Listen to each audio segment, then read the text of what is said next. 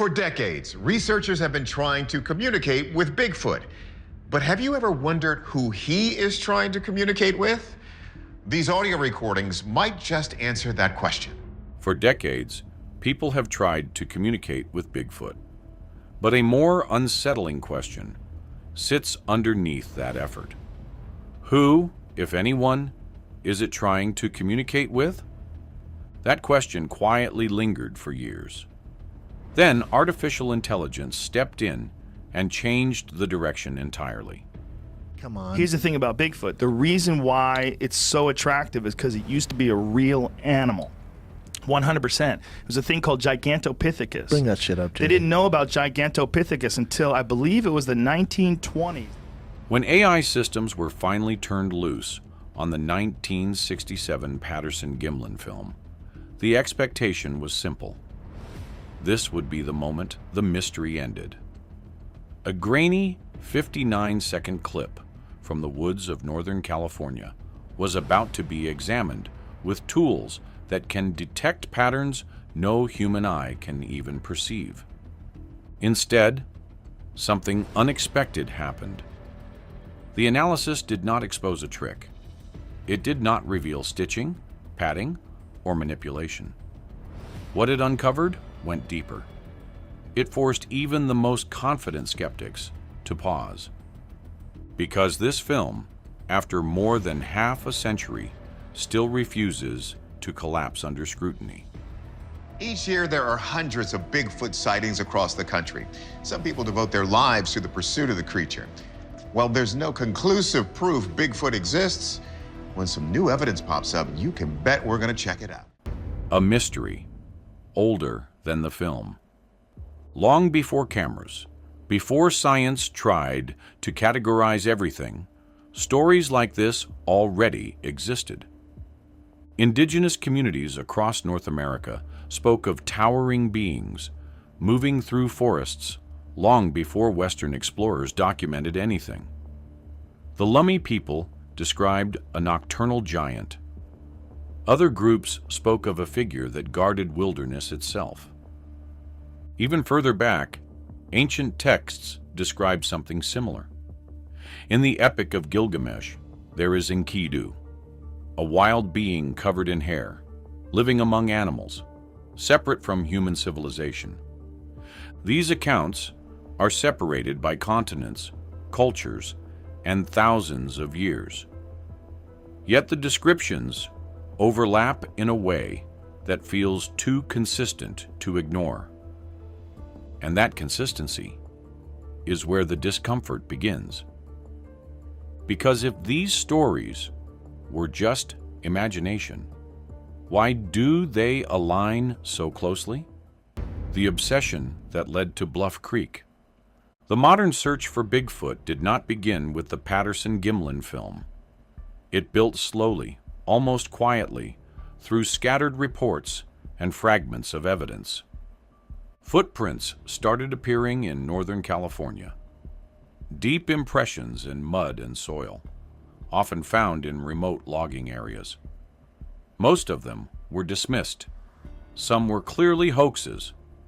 Others were likely misidentified animal tracks. But one person took them seriously. Roger Patterson. He was not a scientist. He was not backed by institutions. What he had was conviction.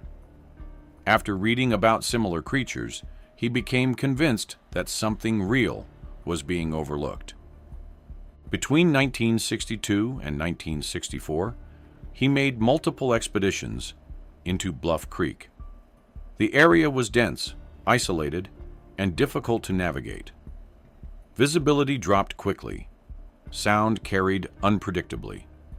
It was the kind of place where something could exist without being easily found. On those trips, Patterson claimed he found fresh footprints, not old impressions, fresh ones. That was enough to lock him in. Over time, most people around him gave up. The search felt pointless. But Patterson didn't stop. Eventually, only one person agreed to go back with him: Bob Gimlin. Not because he believed in Bigfoot, because he believed in Patterson. The encounter that changed everything. October 20th, 1967, Patterson and Gimlin were riding along Bluff Creek when something moved ahead of them.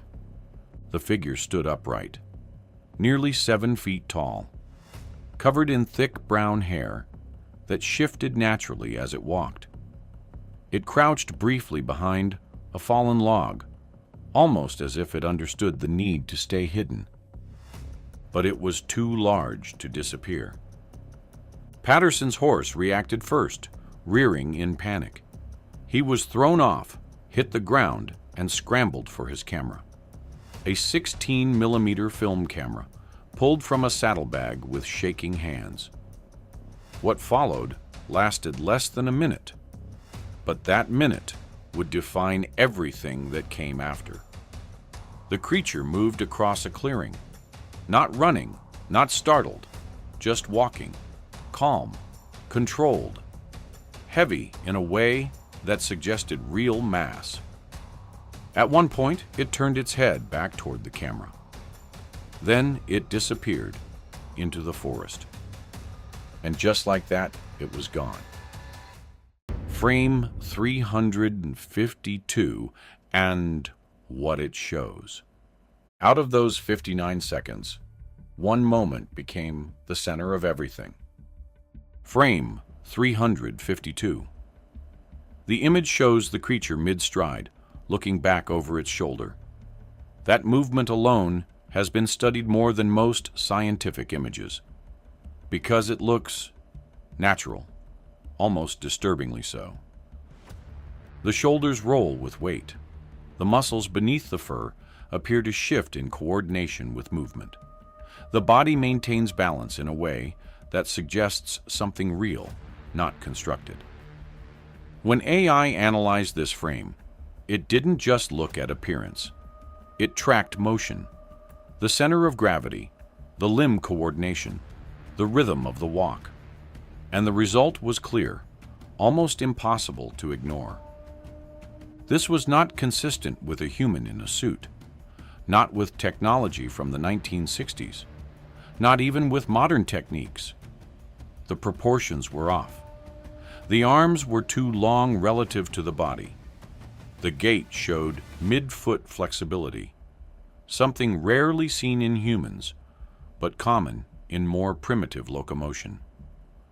The more precise the analysis became, the less it fit into any known category, resisting every attempt to classify it. Why skeptics couldn't recreate it. From the moment the film was released, skeptics tried to tear it apart. The assumption was simple. This had to be a hoax. But proving that required something specific. It had to be recreated. Costume designers tried. Special effects artists studied the footage in detail. Hollywood professionals, people who build creatures for a living, attempted to replicate the movement. They failed. The issue was not just appearance. Anyone can build a suit that looks convincing in still images. The problem was movement, the fluidity, the weight distribution, the coordination between upper and lower body. Every attempt looked like a costume. The original did not. That gap has never been closed. The hoax that didn't hold up. Years later, a new explanation surfaced. A man claimed he had worn a costume for the film, that Patterson had paid him to walk through the woods while being recorded. At first, it sounded convincing, until the details were examined. The alleged costume maker described one type of material. The supposed wearer described something completely different. There was no physical evidence, no surviving suit, no documentation of the transaction. And when attempts were made to recreate the suit based on those descriptions, the results were obvious. Because the material sagged, the joints wrinkled, and the movement looked artificial, so it didn't match the original footage at all. And if the film was staged, then the technology used to create it must have disappeared without a trace, since no one has been able to reproduce it ever since. What AI actually found. This is where things take a turn, because when AI analyzed the footage, it wasn't looking for stories. It was looking for data. It tracked every visible movement, every shift in posture, and every interaction between light and surface. And it found no signs of fabrication, no seams, no padding artifacts, and no unnatural rigidity. The hair behaved like real fur, absorbing light instead of reflecting it like synthetic materials would, while the skin visible on the face and hands showed variation consistent with living tissue rather than rubber or silicone. Even the environment matched perfectly, as the terrain, tree line, and elevation all aligned with the real geography of Bluff Creek, leaving no evidence of staging. Then came the most unsettling part, because the movement patterns did not match any known species, not human, not bear, not any documented primate. It was something else, not fake, just unclassified. A conclusion that explains nothing. After everything, every scan, every model, and every layer of analysis, the conclusion was simple, because the film shows a real, physical subject, moving naturally through its environment. There is no detectable manipulation, yet there is also no identification. And while AI could confirm that something was there, and that it was real, it could not tell us what it was. And that is what makes this so difficult to accept, because we are used to answers, to clear labels and explanations. But this did not provide one, and instead, it left behind a gap that feels impossible to ignore. The cost of standing by it. For Patterson and Gimlin, this wasn't just a film, because it became their lives, and they were ridiculed, dismissed, and accused of fabrication repeatedly, while the story followed them everywhere they went. Patterson died just 5 years later, still standing by what he had filmed. And Gimlin continued telling the same story for decades, with no contradictions and no changes, even under pressure and constant scrutiny. Neither of them gained anything meaningful from it, and if anything, they lost more than they gained, facing doubt, isolation, and public judgment. And yet, despite everything, they never walked it back. A mystery that outlived everything. Today, Bluff Creek is quiet again. The forest has reclaimed the space where that moment happened. The original film has been copied so many times that the original reels are no longer central to the discussion.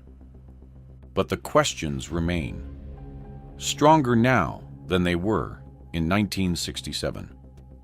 Because now we have technology that should have answered them, and it didn't. AI has analyzed the footage down to its smallest details.